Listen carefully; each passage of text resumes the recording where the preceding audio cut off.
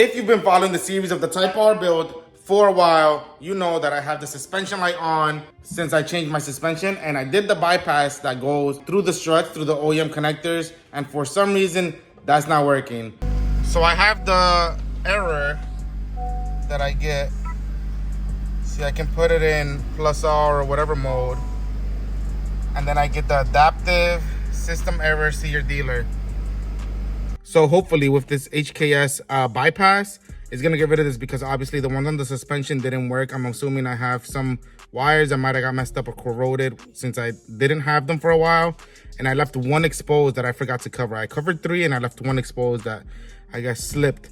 So hopefully this is gonna work.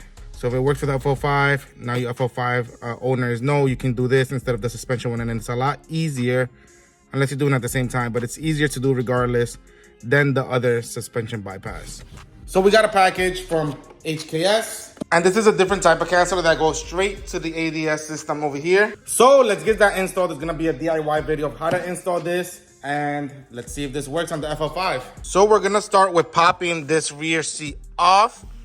There's the 10 mil bolt there through the hooks. You can see it.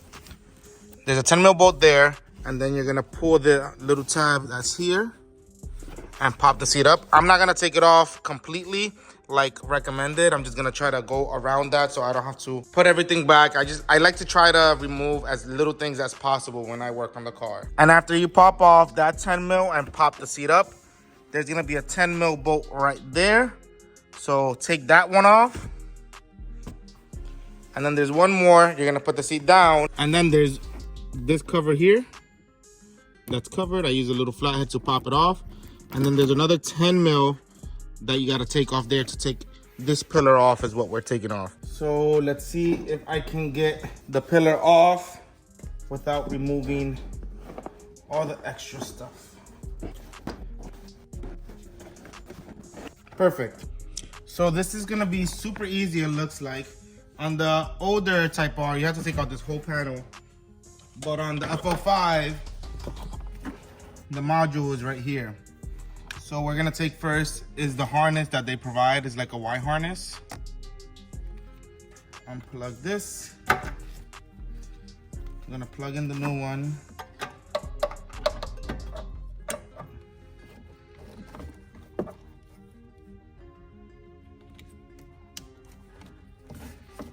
That. And then the bypass module. And that should be good. Let's go see if it works. I'm just gonna leave it like that for now, because I don't want to put everything back on and then it doesn't work. So the moment of truth. Let's see. Before, when I turn on the car, I can put it in any mode, and then like 5 seconds later, it goes and has the error. So let's hope that this works. I'll put it in +R. Oh yes. So I can switch it now. Individual mode, sport mode, comfort, +R.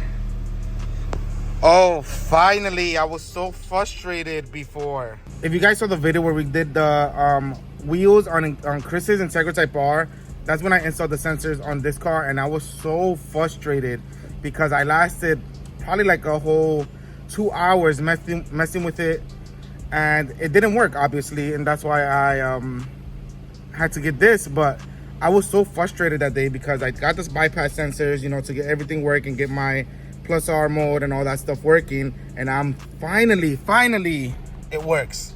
So just gotta tidy up. Let me turn this off. Gotta do an oil change. So I just gotta tidy this up. Yes. Clean this up, put everything back to normal, and we'll have our modes back.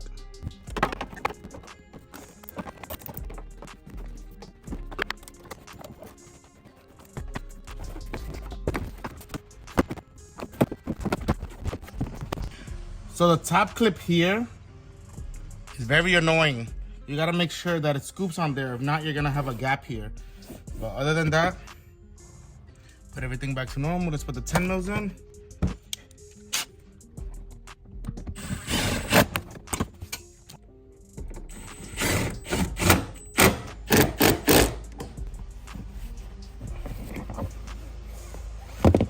right, I've been driving it around and can confirm that it works completely. So the only thing that changes, since I have different suspension, the dampening doesn't change because obviously I changed those components.